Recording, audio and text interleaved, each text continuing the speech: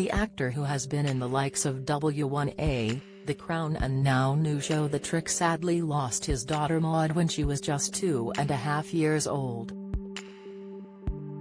The harrowing tale has followed Jason throughout his career, with himself admitting that the ordeal still hits him like a train. As a budding actor at the time, Jason was trying to look for work whilst also managing his grief and supporting wife Clara Francis. This led to him applying for income support, where he had to tell the tale of his daughter's sad passing over and over again to social services. Maude died in 2011 from sepsis, an extreme response to an infection in the body which then triggers a chain reaction. What started out as a seemingly innocent cough and later diagnosed by doctors as croup, an infection of the upper airway, Jason and his wife Clara had no idea what was to happen next. On New Year's Eve in 2010, Maude was sent home from hospital after being treated for her airways infection. But sadly, a few hours later she was dead. Reflecting on the grief they both suffered after Maude's death, Jason said, "There are days when you just don't want to have to think about it too much." Pfizer booster shot, the unexpected side effect after third dose. Then of course there are days when there is nothing you can do about it, but it just consumes you. It'll just hit you like a train. It could be anything. It's cliched, but you can hear a song or see a child's face and it all comes back. But again, once one has cried a bit, you feel that you have touched the thing that is most painful to you and you are able to cope better. Speaking on Loose Women, Jason was able to help others by warning them on the first signs of sepsis. High cholesterol, 5 signs in your legs you must address. Insight Pfizer booster shot, the unexpected side effect after third dose. Tips cancer, the tiring problem warning you may have the disease. Latest, he said, in the lead up to Christmas 2010, Maude started showing signs of flu. She was losing her voice.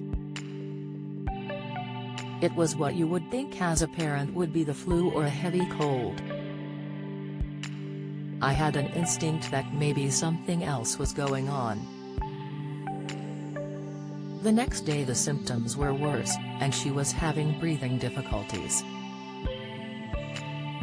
As the NHS explains, symptoms of sepsis can be extremely hard to spot as they can be extremely vague.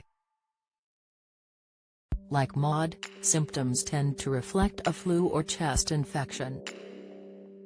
The NHS advises parents or carers to go to A&E or call 999 if a baby or young child has any of the following symptoms: blue, pale or blotchy skin, lips or tongue, a rash that does not fade when you roll a glass over it, the same as meningitis, difficulty breathing, you may notice grunting noises or their stomach sucking under their rib cage, breathlessness or breathing very fast, a weak, high-pitched cry that's not like their normal cry, not responding like they normally do, or not interested in feeding or normal activities, being sleepier than normal or difficult to wake.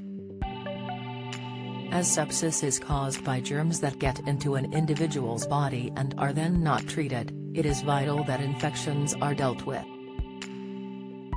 The UK Sepsis Trust, which Jason and Clara both support, campaigns that any child who has had an infection of any kind should also be tested for sepsis to stop these occurrences from happening. Jason and Clara went on to have a son after Maude passed away, but of course this could never replace their daughter. Jason added, "It changes you. It changes everything in your life, and that includes your work. In one sense, after a loss this huge, work seems trivial. But in another sense, it becomes more important. I feel that whatever I do, I'm going to really make it count."